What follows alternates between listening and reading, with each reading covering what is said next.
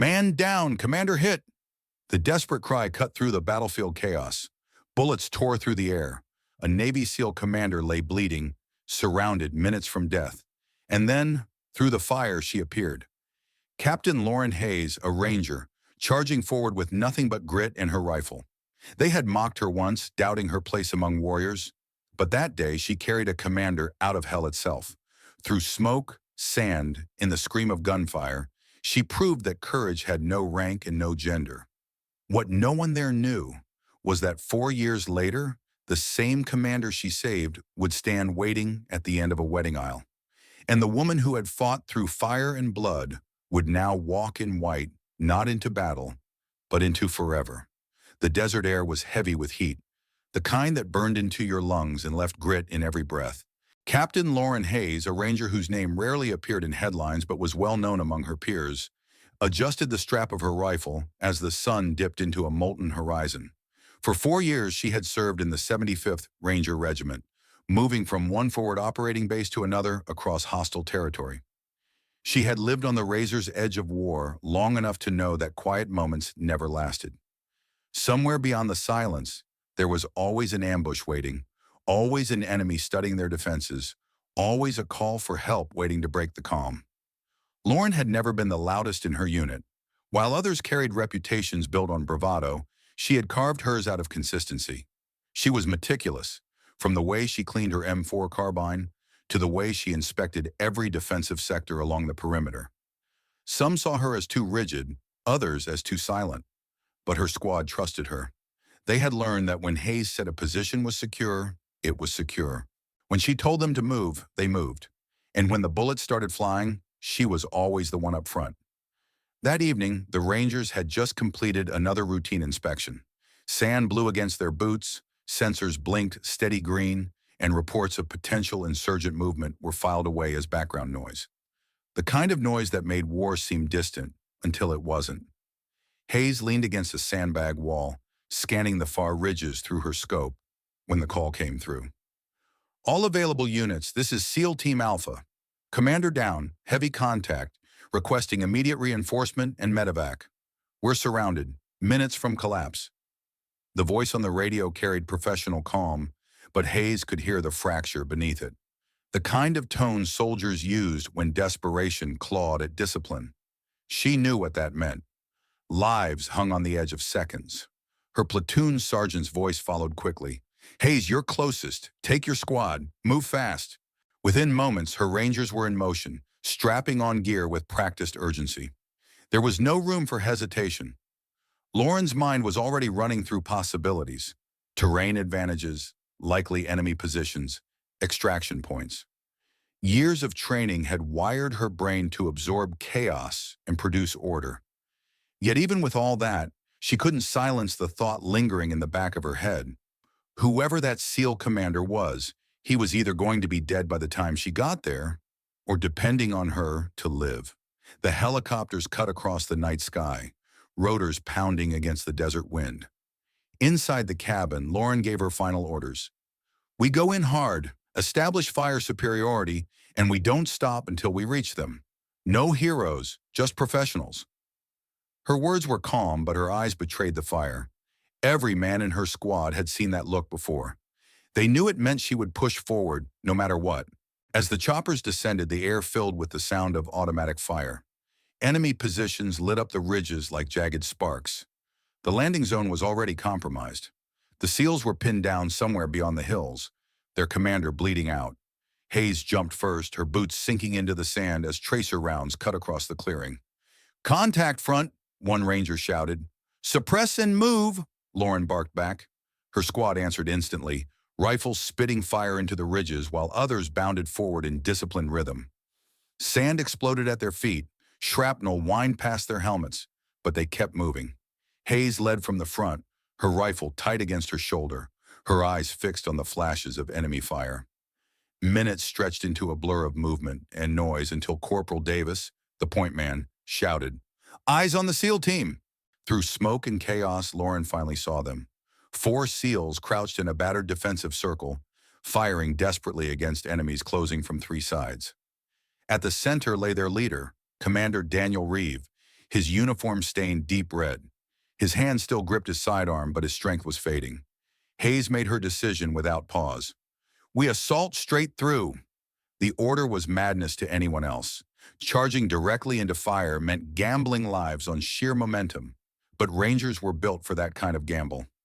Lauren surged forward, her squad roaring behind her. Grenades arced through the night, explosions ripping enemy lines open, just long enough for them to push through. Bullets snapped past her ears, dirt sprayed across her face, but she kept moving, because stopping meant death for the men ahead. She reached the seals and dropped beside Reeve. His eyes met hers, glazed with pain yet still sharp with command presence. "Sergeant," he muttered, his voice weak. "Captain Hayes, Rangers," she replied, already tearing open a field dressing. "You're not dying here, Commander. Not on my watch." Around them gunfire thundered as Rangers and SEALs fought side by side. Hayes pressed bandages against Reeve's wound, her hands steady despite the chaos. She had seen enough blood to know he was in critical condition, but not beyond saving. That was the moment they first met, in a crater carved by mortars, under fire from every direction, with survival hanging by a thread. And it was also the moment that silenced every doubt ever cast at her.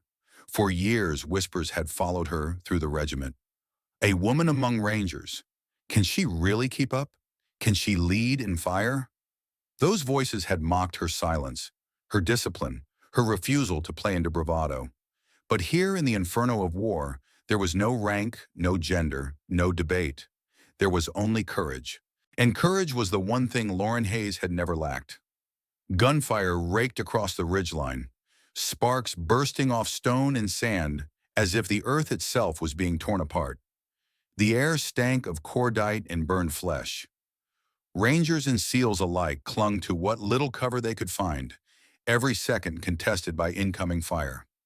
In the middle of the chaos, Captain Lauren Hayes crouched low beside the bleeding form of Commander Daniel Reeve. Her headset crackled. "Captain, we can't hold this position much longer," shouted Corporal Davis, his voice tight under fire. Lauren pressed down harder on Reeve's bandages, her hands slick with blood. She didn't answer immediately. Her eyes scanned the terrain, calculating angles, timing bursts of enemy fire, looking for any sliver of advantage. These were the moments she had trained for, the seconds when hesitation meant death, but decisiveness meant survival. "Listen to me, Commander," she said, her voice calm in defiance of the chaos. "You're not dying here. I'll get you out." Reeve's lips moved in protest, but no words came, only the faint groan of someone fighting both pain and the weight of failure. As team leader, he had been the anchor for his SEALs. Now immobilized, he was handing over control to a Ranger captain he had never met until this night. Lauren made her choice. She slapped the radio on her vest. "Squad, form 2 fire teams.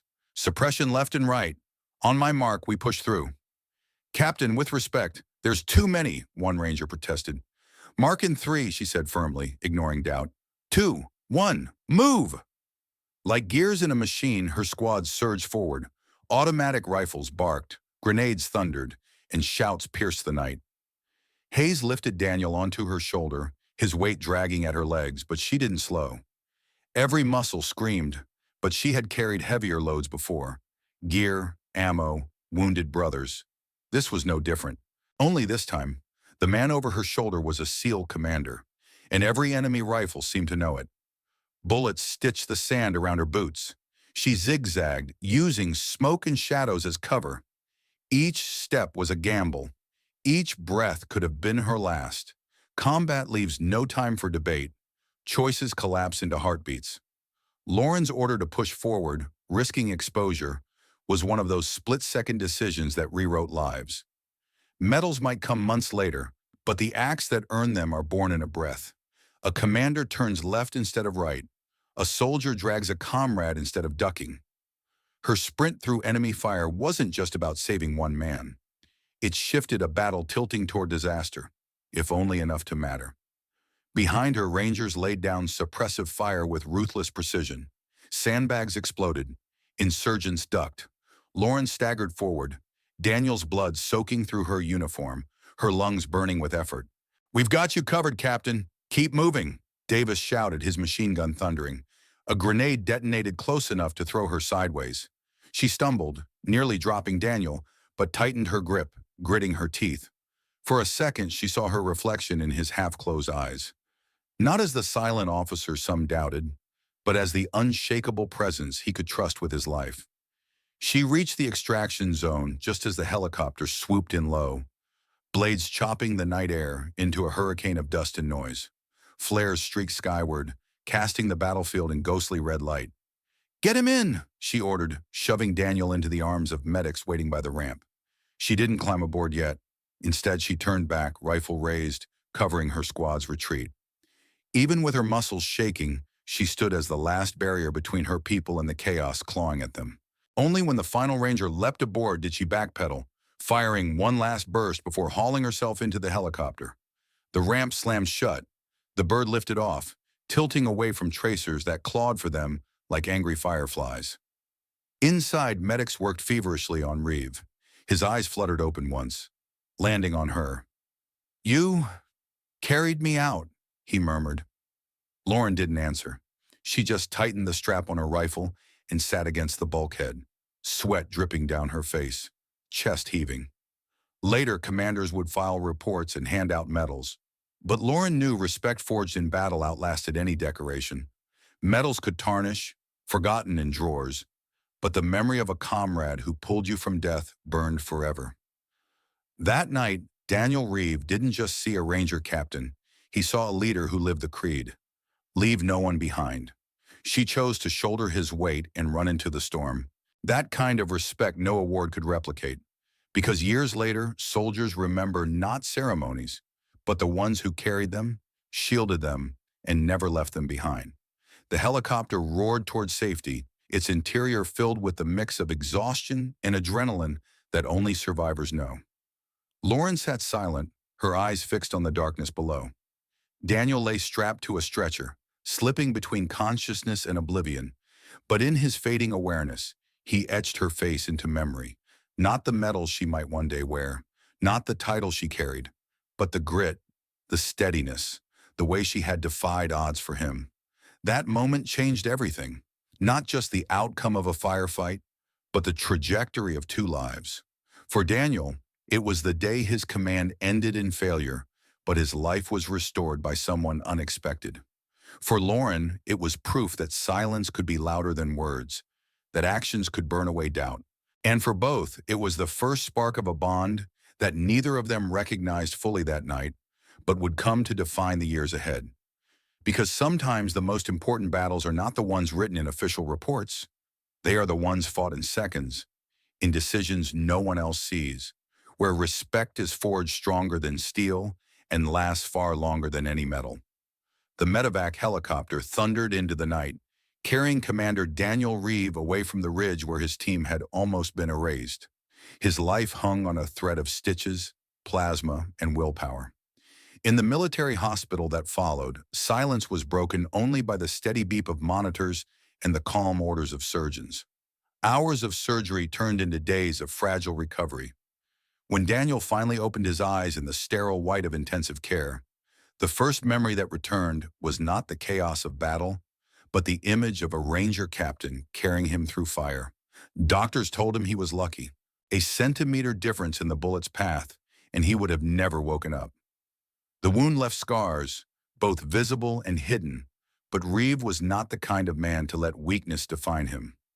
Months of therapy, relentless physical training, and sheer stubbornness carried him back toward operational readiness. He returned to his SEAL team leaner, slower perhaps, but harder in a way only survivors understand. His men looked at him differently after that. Respect had always been there, but now there was reverence, the kind earned by someone who had faced death and come back. Yet Daniel rarely spoke about that night. Officially, it was a footnote in mission logs. Commander sustained critical injuries. Assisted evacuation, mission incomplete. The reports did not mention the ranger captain who had saved him, nor the weight of being carried across a battlefield. Military bureaucracy reduced life and death into lines of ink. Still, in quiet moments, when Reeve touched the scar on his side, he thought of her, the silent leader whose name he only knew because she had spoken it while binding his wounds. While Daniel rebuilt himself, Captain Lauren Hayes was already back in the field.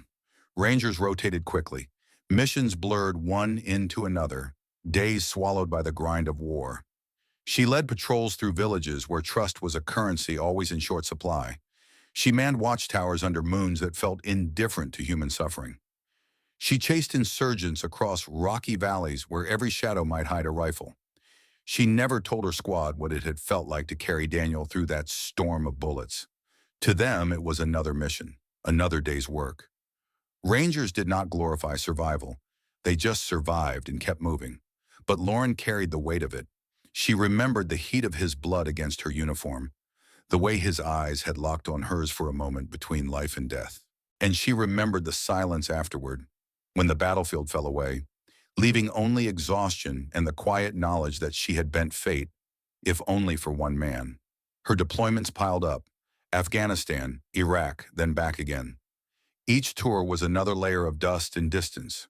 Letters home became shorter, friendships outside the military thinned, and though she had her squad, there was always a space no one else could fill. At night, she sometimes wondered if the SEAL commander had lived. She told herself it didn't matter. The mission was enough. But deep down, she carried a hope that her effort had not been in vain. The burden soldiers rarely speak of isn't just firefights or scars, but the weight of memories no one else sees. Civilians ask about medals. Soldiers remember faces. Friends who never came back. Commanders pulled through smoke, but never seen again. Lauren's silence was armor, a way to keep leading while ghosts grew heavier with each deployment. Daniel carried scars on his body. Lauren carried hers in silence. Both were real. Both were heavy. 4 years is a long time in war. Soldiers come and go. Some retire, others are buried. Units rotate, missions change. Governments shift strategies. What remains constant is the rhythm: deployment, return, redeployment. For both Lauren and Daniel, the years blurred into this cycle. Daniel rose through the SEAL ranks, respected as a leader who had stared down mortality and refused to break. He trained younger operators, led raids, and kept his team alive. Yet every time he shouldered his gear, he wondered, not often, but deeply, about the Ranger captain whose grit had given him another chance. Lauren, meanwhile, fought her own battles against isolation. She attended promotions for peers, funerals for brothers, and ceremonies where ribbons were pinned with words like Valor and distinction. But the moments that mattered most were never on those ribbons. They were in the seconds of decision, the ones no one applauded because only those who lived them could understand. Sometimes she would sit at the edge of a base under a star-scorched sky and think of that SEAL commander. She wondered if he had returned to his family, if he still led men into fire, if he even remembered the Ranger captain who had dragged him across the sand. She never said it aloud. Soldiers rarely do. What happened between Lauren and Daniel was not unique. It was as old as war itself. Veterans often crossed paths in chaos, saved each other's lives, then vanished into separate battles, sometimes meeting again only decades later. The strongest bonds aren't formed in classrooms but in seconds of fire, in rescues no one else witnessed. Faces may change, but survival is unforgettable. Lauren and Daniel's silence was the same. Neither reached out, yet both carried the other. And when fate finally reconnected them, it wasn't nostalgia, but recognition. By the end of those 4 years, both had changed. Daniel bore the confidence of someone who had survived the impossible. Lauren bore the quiet strength of someone who kept surviving, over and over. When the call finally came, the one that would reconnect them, it wasn't dramatic, just a phone ringing, a familiar voice on the other end. Yet it carried the weight of every bullet, every step, every moment since that night. And it proved something simple. Silence doesn't erase bonds forged in fire. It only delays their return. The years had passed like chapters torn from a book and scattered by the wind. Commander Daniel Reeve had long since returned to active duty, scarred but unbroken, while Captain Lauren Hayes had continued her endless cycle of deployments. Both had lived entire lives in those years. Missions completed, comrades lost, responsibilities shouldered. Yet through it all, one memory lingered at the edges of their thoughts. The night they first met, in smoke and fire. For Daniel, It was not just the moment he was carried out of a battlefield. It was the certainty in Lauren's eyes, the calm under fire that had imprinted itself more deeply than any medal or after-action report. For Lauren, it was the sound of his ragged breath in her ear, the feel of his weight dragging against her shoulder as she refused to let him fall. They had gone on with their lives as soldiers must, but somewhere deep down each carried a fragment of the other. It began with something simple, a phone ringing late on a Tuesday evening. Lauren was back stateside, temporarily assigned to a training post between deployments. She was at her desk, paperwork spread in neat piles, when the vibration buzzed against the wood. The number was unfamiliar. She answered. "Captain Hayes?" A male voice asked, tentative but firm. "This is she." A pause, then, "Daniel Reeve, we met 4 years ago. You saved my life." Silence stretched. Lauren blinked, stunned. It wasn't that she didn't remember him. She had thought of him often.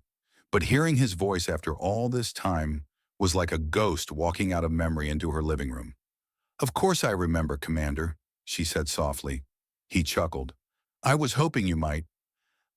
Listen, I never got to thank you properly. I was wondering, would you have dinner with me?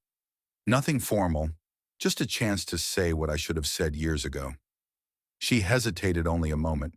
Duty had made her cautious, but something about the invitation felt inevitable, as though this meeting had been waiting, suspended, for years. "All right, Daniel," she said at last. "Dinner it is." They met at a quiet restaurant tucked into a side street far from the noise of military bases and barracks. Lauren arrived first, her posture still instinctively straight, her clothing simple yet precise. Daniel entered moments later, walking with the kind of measured confidence that came not from arrogance, but from survival. When their eyes met, there was no awkwardness, no fumbling for conversation. The years of silence seemed to fall away in an instant. They sat and for a time said little, just studied each other as if to confirm the other was real, alive, whole. Daniel broke the silence. "You know, I still see it sometimes. That night, the smoke, the chaos, and then you, charging through it. I never understood how you did it." Lauren shook her head, a faint smile tugging her lips. "You don't think, you just move. That's what training does. You act before fear has the chance to stop you." "No," Daniel replied, leaning forward. "I've seen plenty of people freeze. Training isn't enough. What you did, that was you." The meal unfolded slowly. They spoke of missions, of comrades, of the strange quiet of homecomings, where no one truly understood what they had left behind. They laughed at small stories, at the absurdities only soldiers would find familiar. And beneath it all was the unspoken recognition. They were both still carrying ghosts, but here across the table, the weight felt lighter. Soldiers often connect deeply not through romance, but recognition. Only those who have walked through fire truly understand the scars it leaves. That night, Daniel and Lauren weren't just sharing dinner, they were sharing the unspoken language of sacrifice. Bonds like theirs aren't forged in victories, but in the willingness to risk everything. That's why they often outlast marriages in peace, because they're tempered in fire, not comfort. Hours passed unnoticed. By the time they left the restaurant, the street lamps had flickered on and the night air was cool. Daniel walked beside her, not rushing the moment. When they reached her car, he paused. "Lauren, I asked you to dinner to say thank you, but tonight I realized something. You didn't just save my life. You gave me a future I didn't think I'd have, and I don't want to waste it without knowing you." She looked at him, steady as always, but something softer in her eyes. "We're soldiers, Daniel. Futures aren't promised." "Exactly," he said, "which is why I'm asking anyway." For the first time in years, Lauren felt the walls of silence around her begin to crack. The armor she had built to hold back ghosts let in a fragment of warmth. She nodded once. "Then let's see where this goes." What followed wasn't sudden passion, but steady presence. Calls became routine. Letters turned into visits. When deployment pulled one away, the other waited, not in idle longing, but in mutual respect for duty. Their relationship was not an escape from military life. It was an extension of it. They understood each other's silences. When nightmares woke Daniel, Lauren didn't ask him to explain. When Lauren returned from missions withdrawn, Daniel didn't press. Instead, they sat together in quiet, sharing the kind of comfort only those who had carried death on their shoulders could offer. Many see love as escape from duty. For Daniel and Lauren, it was part of it, born from shared sacrifice. Their love wasn't fragile words, but steady presence. A hand in silence, patience through absence, the certainty of being carried in someone's heart even in war. It didn't erase the battlefield, it grew out of it, and that made it unbreakable. The chapel at West Point was bathed in golden afternoon light. Stained glass windows cast ribbons of color across rows of polished pews. But what struck everyone most wasn't the architecture, it was the assembly of uniforms. On one side stood Navy SEALs in dress blues, their posture unyielding, their eyes proud. On the other side, Rangers in green, bearing the quiet strength of soldiers who had lived through the same fire. Together they formed two columns, standing at attention, as if this day, too, were a mission of honor. At the center aisle, Captain Lauren Hayes walked in white. The gown softened the steel of her bearing, yet every step carried the confidence of a soldier who had led men through gunfire. At the altar, Commander Daniel Reeve stood waiting, his scars hidden beneath crisp uniform fabric, but not forgotten by those who knew his story. When their eyes met, the silence in the chapel shifted. This was not just ceremony, but a testament. After the vows, as rings were exchanged and the final words spoken, it was the speeches that gave the day its weight. A SEAL from Daniel's old team rose first. "I remember that night," he said, voice steady but heavy. "We thought it was over. Our commander was down, and the enemy was closing in. Then through the fire came someone we didn't know, a Ranger captain. She saved not just him, but all of us. Today I look at this union, and I realize it's not just about love. It's about survival, about the bonds forged when death was near, but life pulled us back."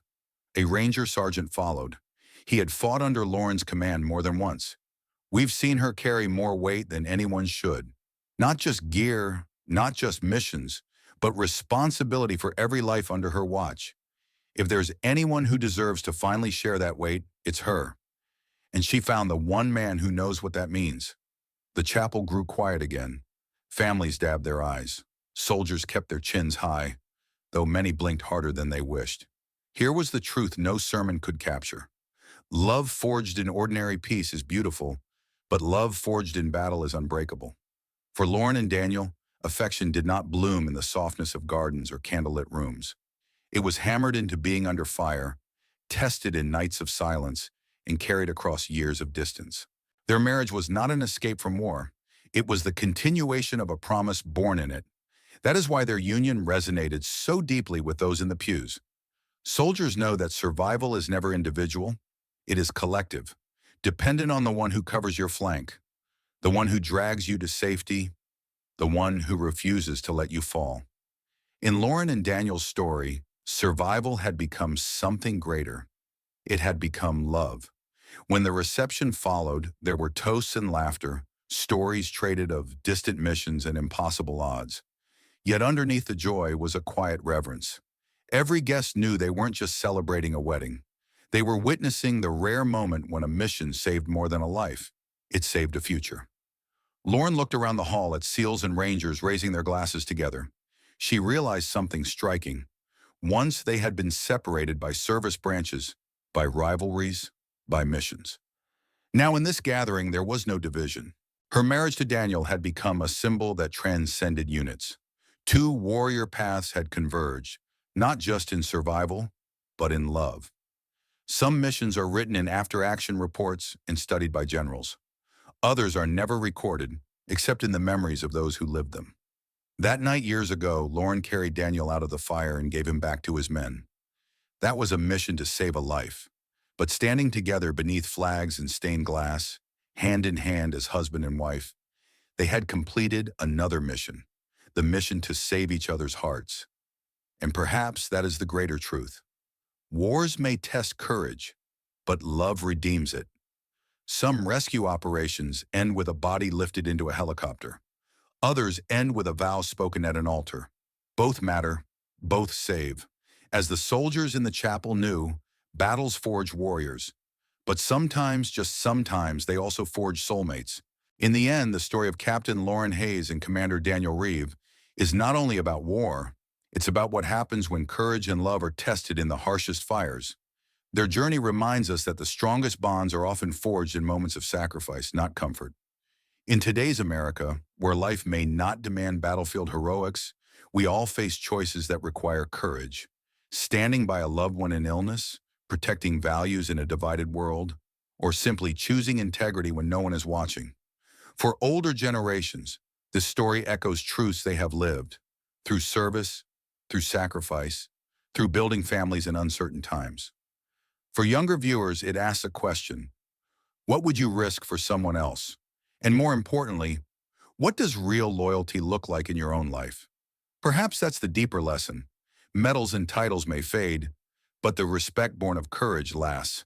Lauren carried Daniel when others might have faltered, and years later, he carried her heart. Isn't that what we all seek? Someone who will not leave us behind, whether in battle, in hardship, or in life's quieter storms. But what do you think? Do you believe love forged in struggle is stronger than love found in peace? Or do you feel hardship sometimes breaks more than it builds? Share your thoughts in the comments. I'd love to hear your perspective. Thank you for staying with me through this story. If it touched you, please give it a like, share it with someone who needs hope today, and subscribe for more stories that honor courage, sacrifice, and the hidden heroes among us.